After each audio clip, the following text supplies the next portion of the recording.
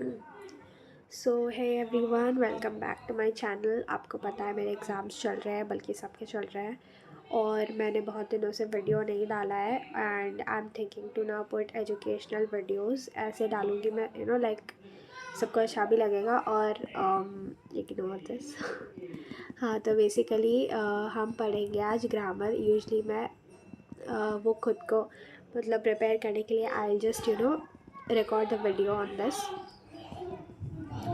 तो ग्रेड 9 के अर्थ के आधार पर हिंदी में हमारा एक ग्रामर का टॉपिक है। आई गेस आपका भी होगा अगर आप 9th में हो। सो अर्थ के आधार पर वाक्यों के हमारे हैं 8 भेद। कितने? 8 भेद। आपका रचना का भेद नहीं है, बिकॉज वो है 10th स्टैंडर्ड में, जिसमें आपको सरल, संयुक्त और मिश्र वाक्य के बारे में पढ़ाया जाएगा। बट यहाँ पे 9th में वी हैव अर्थ के आधार पर 8 भेद। So let us continue. So starting with the first one, जो कि है हमारा,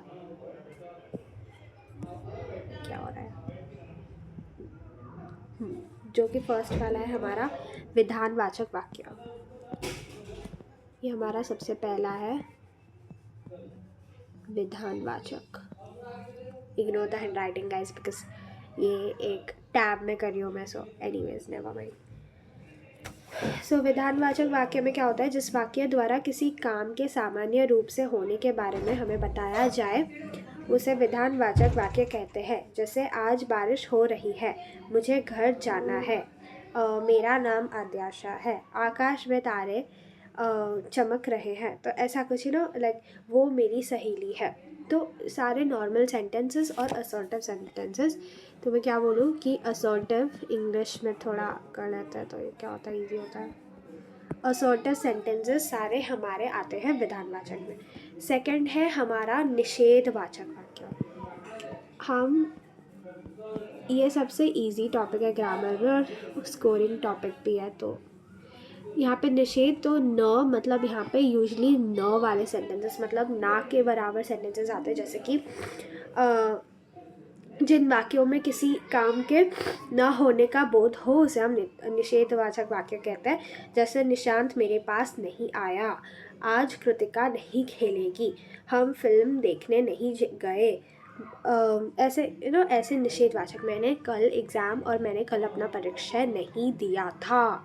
तो ऐसे कुछ हम लिख सकते हैं। फिर नेक्स्ट वाला है जो कि बहुत इजी है, ये है प्रश्नवाचक। तो ऑब्वियसली आपको पता चल ही गया होगा कि प्रश्न से ही हमको पता चल रहा है कि ये क्वेश्चन है करके, मतलब हम इसे इंटरोगेटिव सेंटेंसेस बोल सकते हैं। इंटरोगेटिव सेंटेंसेस, ठीक है। तो ये इंटरोगेटिव सेंटेंसेस है। प्रश्न से हमें पता चल रहा है क्या, कि ये इंटरोगेटिव है। तो प्रश्नवाचक में हमें ध्यान रखना है प्रश्न का, और दूसरा हमें याद रखना है क्वेश्चन मार्क। तो जहाँ पे भी आप ये दो चीज़ें देखो, ये दो चीज़ें जहाँ पे आप देखोगे, तो ये आपका होगा प्रश्नवाचक वाक्य। सो जिन वाक्यों में कोई प्रश्न पूछा जाए, उसे हम प्रश्नवाचक वाक्य कहते हैं। जैसे क्या तुम तैरने जा रहे हो, तुम्हें कौन सा गीत गाना आता है। तो ये सारा। नेक्स्ट है हमारा आज्ञावाचक वाक्य। आज्ञावाचक गाइस, आप सबको पता है कि हमारे हिंदी में मात्रा के मार्क्स बहुत जाते हैं। तो उसको अवॉइड करने के लिए हमें लिखना बहुत ज़रूरी है। तो हम कहीं पे भी लिख सकते हैं। आप एक्चुअली एक स्लेट पे भी लिख सकते हो, digital slate, if you really don't want to try on notebooks, because I know it is boring. Anyways, तो आज्ञावाचक, तो इसमें आपको रूट वर्ड क्या देखना है? आज्ञा। आज्ञा आपका है रूट वर्ड। आज्ञा मतलब क्या? ऑर्डर, इंग्लिश में, राइट। तो हम इसे इंग्लिश में बोलते हैं इम्पेरेटिव सेंटेंसेस। ये सारे इंग्लिश में बहुत इजी होता है। तो जिन वाक्यों से किसी अनुमति, आज्ञा या आदेश का बोध हो, उसे हम आज्ञावाचक कहते हैं। जैसे उधर जाओ, दरवाजा बंद करो। तो ये सब हमारा क्या आ जाता है? आज्ञावाचक वाक्य। फिर है हमारा संदेहवाचक। संदेहवाचक, तो इसमें आपको रूट वर्ड क्या देखना है? संदेह। संदेह मतलब क्या? डाउट।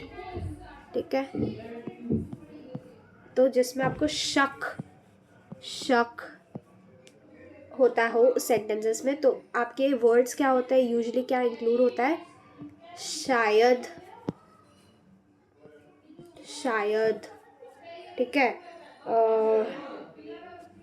होगी, जाएगी, सारे गी वाले वर्ड्स जो एंड में आते हैं तो वो आपके संदेहवाचक है। तो जिन वाक्यों में किसी बात में संदेह या संभावना का बोध हो उसे हम संदेहवाचक कहते हैं। शायद कल तक माँ आ जाएगी, शायद मुझे साइंस के पेपर में, शायद मुझे विज्ञान के पेपर में 80 आउट ऑफ 80 मिल सकते हैं, शायद मैं गणित में अच्छा कर सकूँ, शायद मैं अंग्रेज़ी में कुछ कर सकूँ, शायद मेरे हिंदी का पेपर अच्छा जाएगा, मेरा हिंदी का पेपर अच्छा जाएगा। ऐसे आप कुछ के ना कुछ भी बना सकते हो।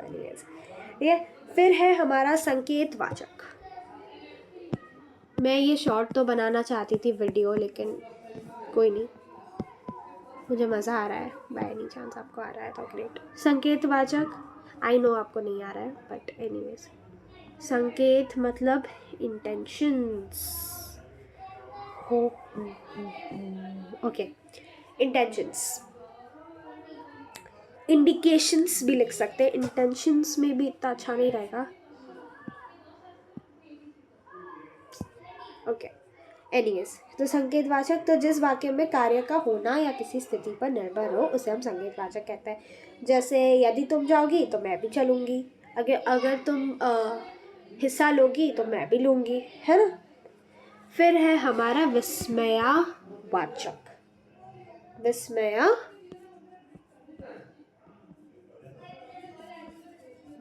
इसमें इंग्लिश में हम इसे बोलते हैं एक्सक्लेमेटरी। इसमें भी आपको दो चीज़ें देखने से आपको पता चल जाएगा। पहले तो आपको देखना है ये एक्सक्लेमेशन मार्क, जिसको विस्मयादि बोधक बोलते हैं, पंचुएशन मार्क्स में, विराम चिन्ह में हमने देखे हैं, उपविराम, अवतरण, उद्धरण, वो सब।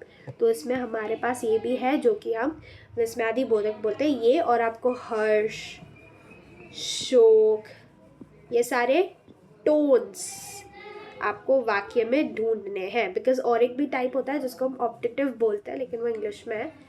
इसमें ज़्यादातर विशेष आता है, तो वो इंग्लिश की बात करें तो ये है, लेकिन हिंदी में आपका सिर्फ एक ही है, सो कुछ कन्फ्यूजन वाली स्टेट तो है नहीं। ठीक है, तो आपको क्या देखना है ये, ठीक है। तो जिन वाक्यों में हर्ष, शोक, आश्चर्य आदि का भावों का प्रकट होता है उसे हम विस्मयवाचक वाक्य कहते हैं। फिर है हमारा इच्छावाचक। इच्छावाचक मतलब आपको पता ही होगा इच्छावाचक क्या है। ये क्या हो रहा है, एक सेकेंड। हाँ, इच्छा क्या होता है, इच्छा क्या होता है, आपको जो करना है इच्छावाचक, भगवान करे तुम जहाँ भी जाओ खुश रहो, ठीक है, आपके विशेस, ठीक है, आपके बहुत सारी इच्छाएं होते हैं ना, मुझे ये खरीदना है, वो खरीदना है, व्हाटएवर, राइट। और आपके किसी के लिए अच्छे विशेस होते हैं, किसी के लिए बुरे विशेस भी होते हैं क्या पता नहीं। चलो, तो जिस वाक्य द्वारा बोलने वाले की इच्छा, अभिलाषा, आशीर्वाद, कामना आदि ये सब प्रकट होता है तो उसे हम इच्छावाचक वाक्य कहते हैं। तो प्रकट ये सारे कीवर्ड्स होते हैं। एनीवेज, भगवान करे तुम सदा ही खुश रहो, ब्ला ब्ला ब्ला। तो एक बार हम अच्छे से रिव्यू कर लेते हैं कि अर्थ के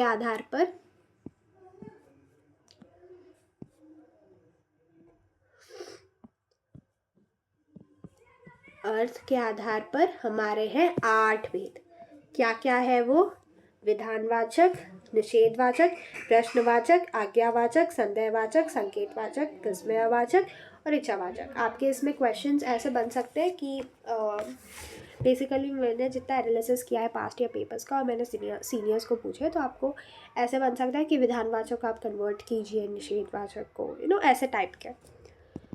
तो guys, stay tuned for more such videos. अगर आपको ऐसे वीडियोज़ और चाहिए होती है, please stay tuned and please do like, share and subscribe. आप अगर नहीं भी करोगे it's totally fine because I do it for my own enjoyment, but anyways do it if you want, और it's completely on you. So yeah, after this I may share some important questions related to some topics. I don't know, I try to cover this video in 10 minutes, so if you want to watch one short lecture of this video you can, because this chapter is pretty easy and you'll be able to go through it really quickly. इसके related questions आप practice करना, जैसे कि conversion वाले questions, identifying वाले questions बहुत ज़्यादा ही common होता है, ठीक है। So great, so bye, good night and have a great day, bye bye.